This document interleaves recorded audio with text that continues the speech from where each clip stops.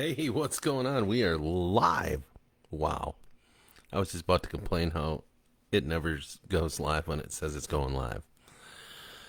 But here we are, folks, and welcome to b.hive Productions Horror Hump Days. Every Wednesday, every Wednesday night, I read you one of my short stories that I've published out there. Some that I haven't. I've done that a few times as well. So we've pretty much read everything from my horror compilation out of Nyctophobia. Good evening, Mr. Bass. And we're just about wrapping up Midnight Snacks, which was my first book. Hola, Kevin. How are you, brother? Good to see you guys. And thank you for coming, representing for the FPD, or retired FPD. So, so we've made our way through that. I've got two other horror compilations as well, so we're not going to run out of material. Plus, the release of my newest horror anthology is coming out on Halloween. And some of you folks are getting free autographed copies of it. So there you go. Like a Sleep Wednesday. Actually, this tonight's story, A Few Bumps with the Big G, is it's set in mid 40s St. Paul. Hey, Matt made it too. Wow, we even got some Martin County SO out here, so that's awesome. So good to see you, Matt. So this story is a little existential, kind of like that other one, the death of Lou Bradford.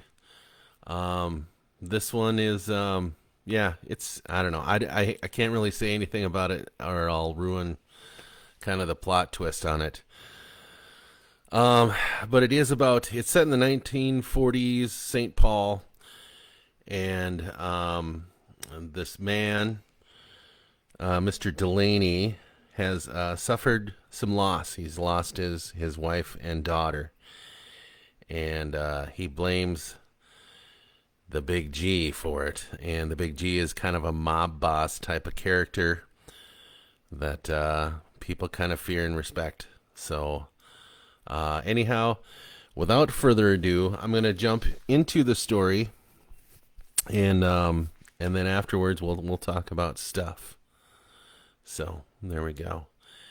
And maybe I should save the story for last so that way it stays in Kevin's head and he can think about that as he tries to go to sleep. So, but yeah, tonight's story is not too scary. I guess, yeah, I'll leave it up to you guys. But as far as other stories that I'm working on, I am working on the Halloween story, which you guys helped create because you guys answered the prompts. And the story is about a haunted dollhouse that is at a mysterious antique store. And it's haunted. It's what makes it haunted is that it replicates the rooms of the house of its owner, and it's haunted by vengeful spirits, and all of that was helped created by you guys. So I've been kind of working on it in a fever because I've had an itch to start writing it, and I've already killed off one person, so there you go. And I always had you guys in mind. I always wanted to make sure that Kevin doesn't sleep. Also, want to make sure that Bobby doesn't sleep. The creepy thing about, I'll tell you guys on Halloween night when I read it. So that'll be a special holiday Halloween short flash fiction story created with the help of you guys.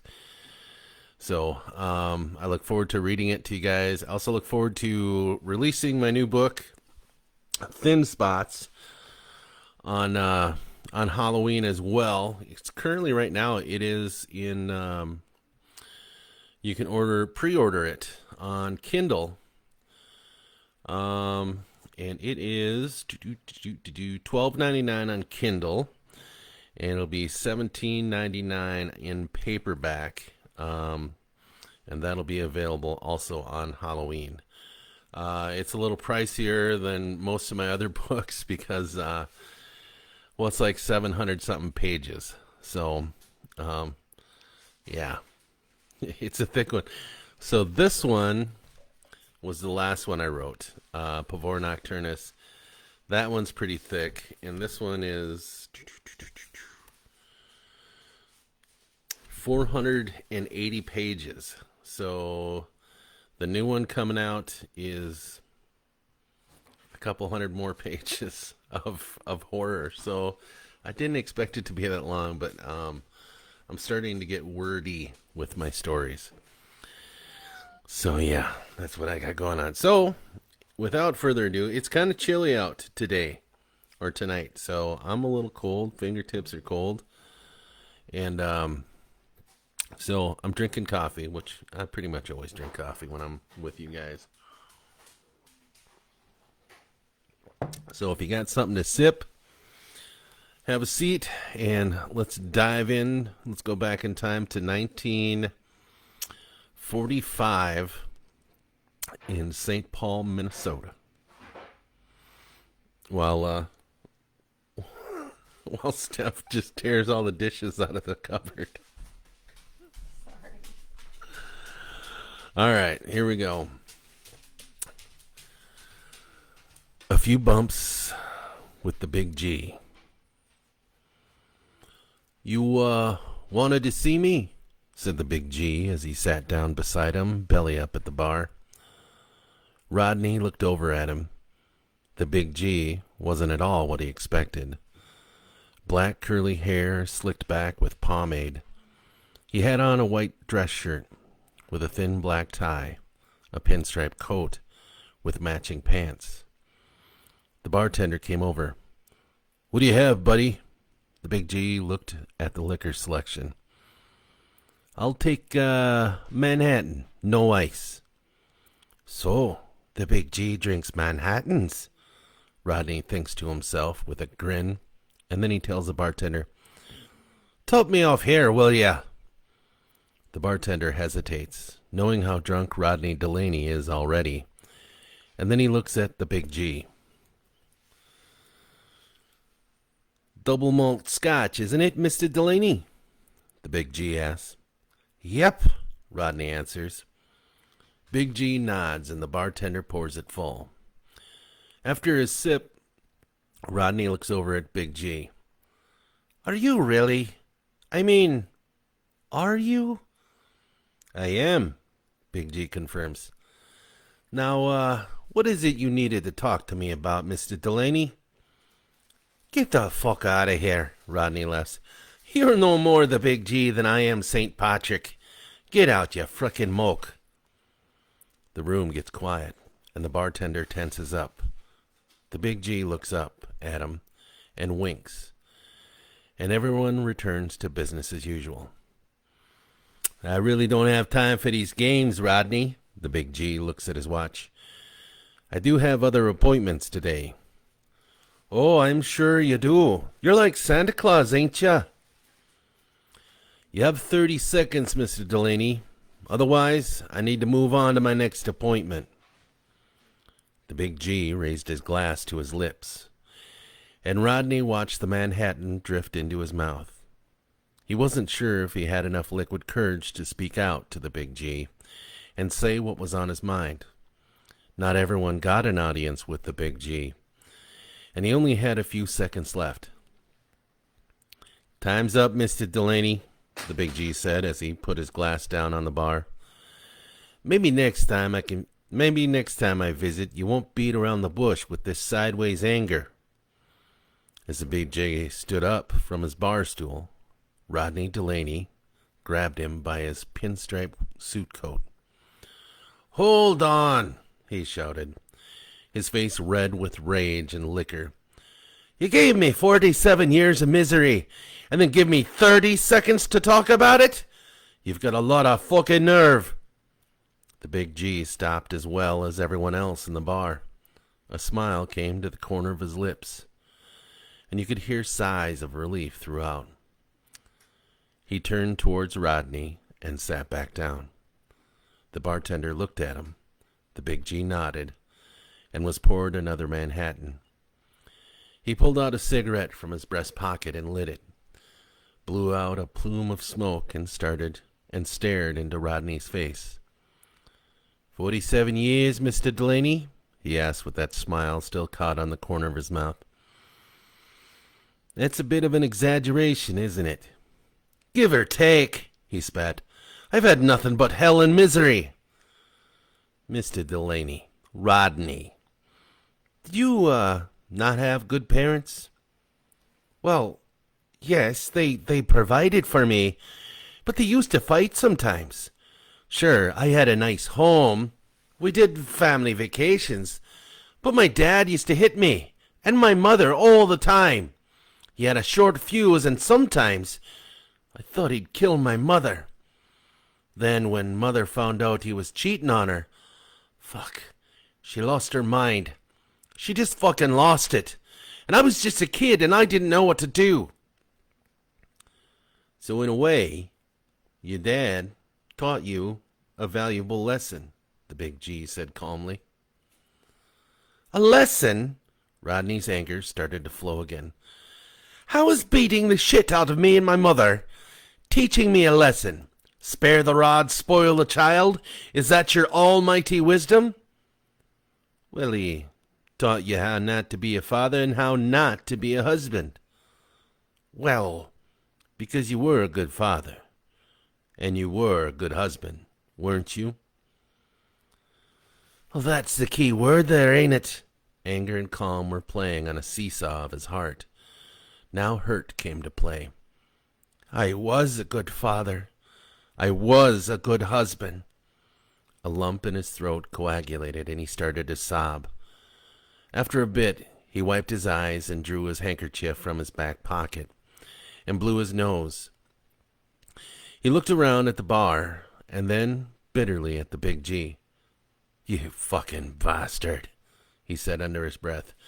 You fucking took them from me. Why is it, Mr. Delaney, that whenever someone around here dies, it's my fault? Whenever something bad happens, it's all pinned on me. Because you've got your hands in everything, don't you? Like people don't have their own minds, their own wills to go about and do things against my orders. You want me to rub out everyone that disobeys my direct orders? Rodney drank a small sip from his scotch. Why not? He finally answered. I would. You're not me, Mr. Delaney. You never could be. If I began to eliminate every single person because they didn't obey me, there'd be bodies mile high. Because not everyone is perfect, are they? I couldn't single out a single offender. It would have to be a zero-tolerance effort. If that were the case, then I'd have to take you out as well, Rodney. Rodney shivered. Started to think that maybe he shouldn't have called the Big G here. He could rub him out right here in front of everyone, and nobody would bat an eyelash. What did I do to deserve this? Rodney asked quietly. I tried to be a good man. I tried to obey your orders, but I feel like I've been kicked in the face for it, unnoticed. The Big G put his neatly manicured hand on his shoulder. You didn't ask for this, for any of this. Nobody ever does, Rodney. Things, well, they just happen. And you take what you learned from, well, whatever past you came from, and try to steer around it. That's how it works. My Stella, Rodney began to cry again. My baby Janie. They're with me now, Mr. Delaney. Rest assured, I'll take good care of them. That's bullshit! Anger rose up so quickly from hurt.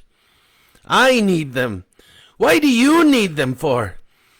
Don't you have plenty of people with you already? Why did you have to take them from me, you son of a bitch?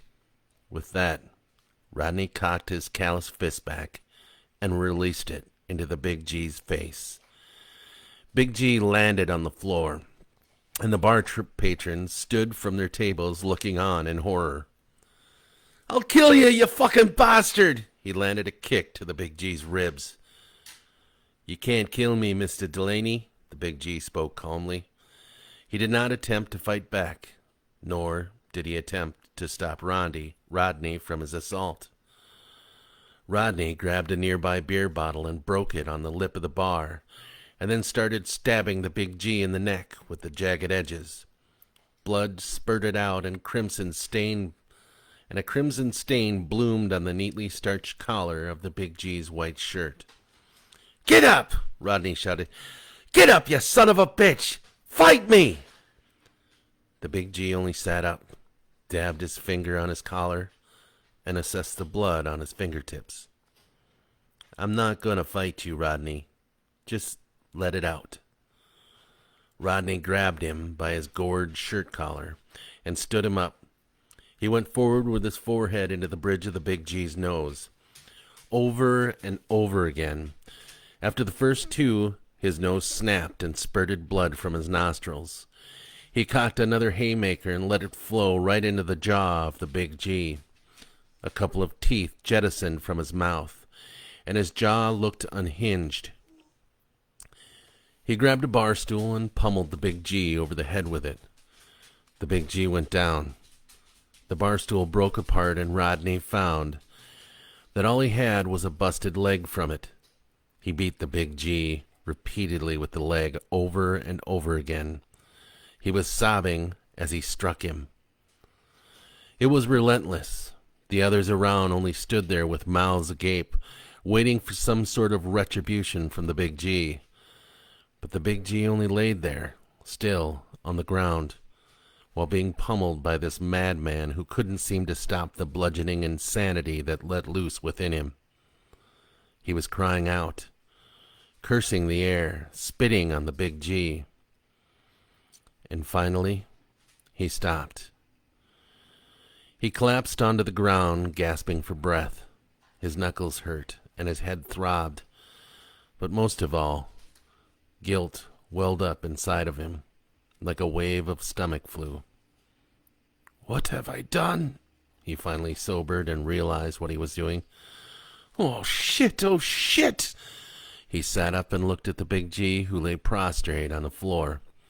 Splinters of wood and glass around, on and in him. A large, jagged laceration on his neck, which blood was starting to slow. Blood had decorated his askew jaw as well as his neat clothing. The Big G's skull was caved in part way, from the right ear to the bridge of the nose. "Oh, shit!" he repeated, poking the Big G's body. "I'm sorry. I'm so sorry." He looked around, and everyone tried to look away from his gaze. He was alone in this one, and he knew he was going to pay for what he had done. "Somebody help me!" he yelled to the crowd, and no answer came. "Help me, damn it!" They all just started to walk slowly backwards, towards the door. "Oh, no, oh, no, oh, no!" He started to sob again, but it seemed like there were no tears left in him. His body started to cool from the layer of angered sweat that coated his body from a few moments ago. And just then, a hand landed on his own bruising, throbbing knuckles. "It's okay, Mr. Delaney," said a voice beside him. It was the Big G. "No harm, no foul." Rodney Delaney looked up, and the Big G was restored whole again, as if nothing had ever happened. What in the hell?" "It's out of your system now, Mr. Delaney." The Big G stood up and helped Rodney to his feet. "But I thought I killed you. You should be dead from what I did to you. This doesn't—" "I told you couldn't kill me. I'm the Big G, after all. I don't go down easy." "But—" "It was all necessary to help you heal." "I need a drink." "That's one thing you don't need, Rodney. Not now. Come on, let's go get some air, shall we?" Rodney looked into the Big G's eyes, looking for something in there that said, "Step outside, Rodney, because I'm going to make a mess of you before I kill you." But there was only kindness in those eyes that he could not make out the color of. They both walked out of the bar together without looking back. When they stepped outside into the fresh St. Paul air, Rodney felt clean again. In fact, there were no more blood spatters on his skin and clothing. That dirty, caked sweat was gone, and he felt as if he'd taken a nice hot shower. Even the booze-induced intoxication was absent. I'm new again, he asked the Big G. "In a way, you're still Rodney Flint Delaney, with the same life you had before we met. The same absences you had in your life. Nothing's changed on the outside." There was still an ache in his heart when he thought about his wife and his daughter. But it wasn't a cold, piercing stab. It was a warm hole in his heart. Even a tear flowed restlessly from his eye. "You're a good man, Rodney. It's good to have a man like you in the family. There aren't a lot of people like you around." "But in there, He felt shame wash over him. The Big G brushed it off. "We all fall, Rodney. Happens to the best of us. Sometimes. I forgive you, so forgive yourself." With that, he produced a fedora that Rodney didn't notice he had before, and put it on top of his own head. "I'm off to my next appointment, Mr. Delaney, if there isn't anything else." Rodney looked up at the blue, cloudless sky and then down at the Big G. "No, I don't think so." "Are you sure?" "Well, can you tell my Stella and Janie that I love them and I miss them?" "They already know, Rodney. They can hear you and feel you. But I'll remind them. Enjoy the rest of your evening, Mr. Delaney. Tomorrow is another day." The Big G walked off into the crowd, disappearing into that ocean of people. Rodney stared at the spot he last saw him for about a half hour, and then he looked around. A small smile formed on the corner of his own mouth, and he walked home.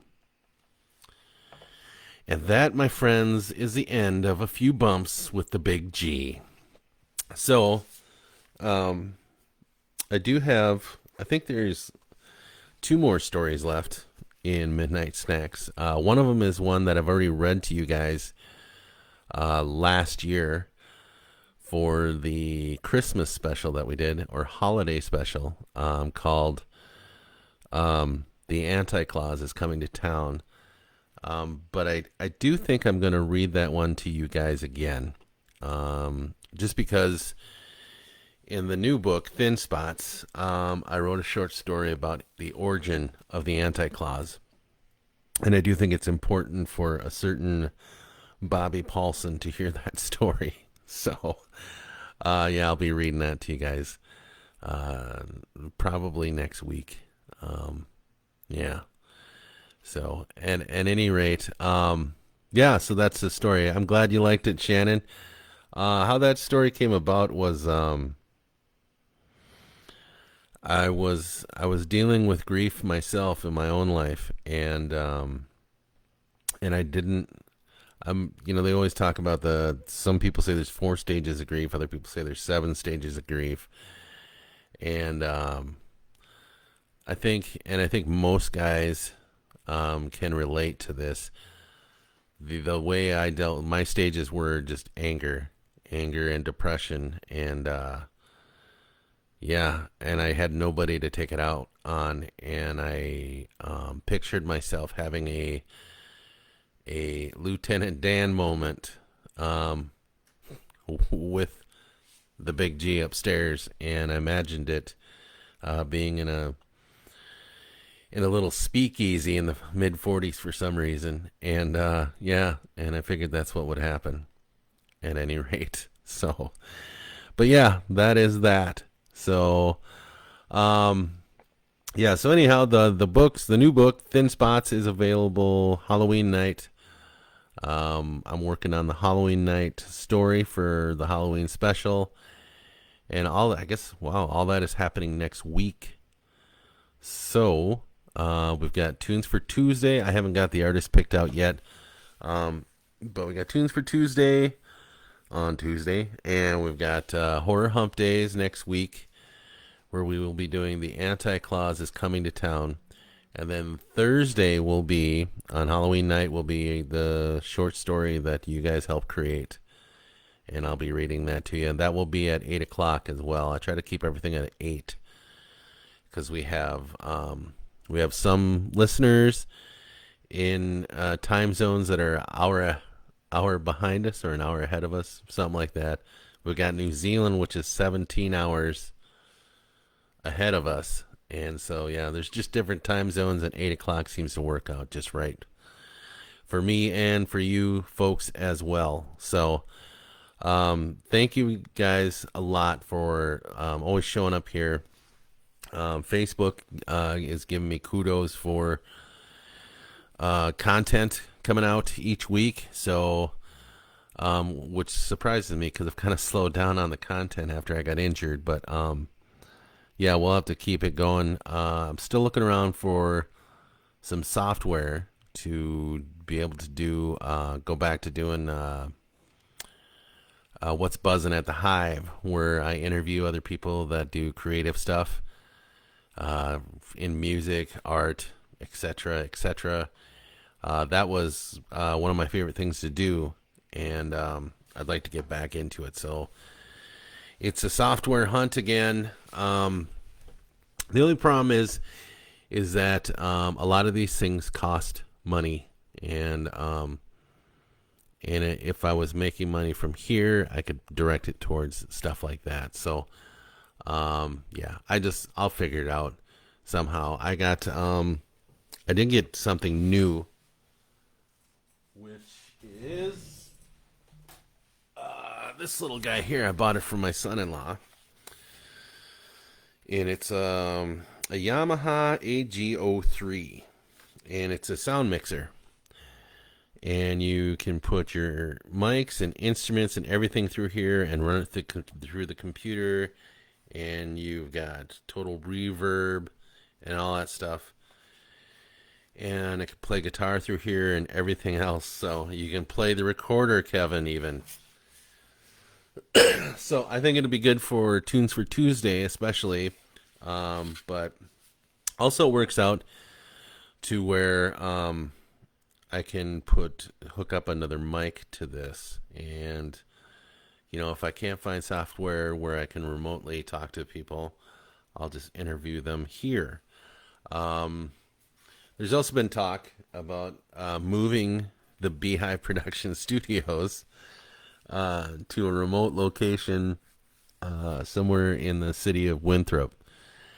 And so that might happen too, where we'll have our own little studios. But again, it would need to monetize some of my stuff. And also, I've been looking to put on snippets of some of the plays and musicals that I've done in the past with the Blue Earth Town and Country Theater. And I was just trying to figure out a legal way to do it, because it is copyrighted material that we perform with. And I don't want to get, I wouldn't get in trouble, but it would probably get the theater in trouble. And I don't want to do that because they do a lot of good for their community. And so, but I am allowed to post snippets of those.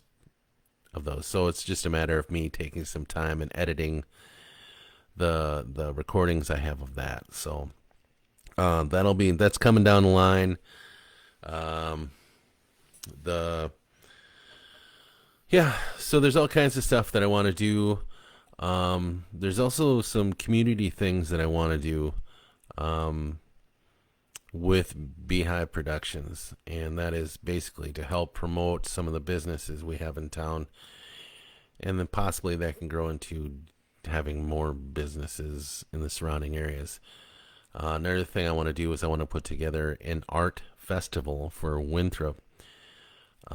With our new downtown, I would like to open up some booths, kind of like the Uptown Art Fair, but have it here and use local artists around here.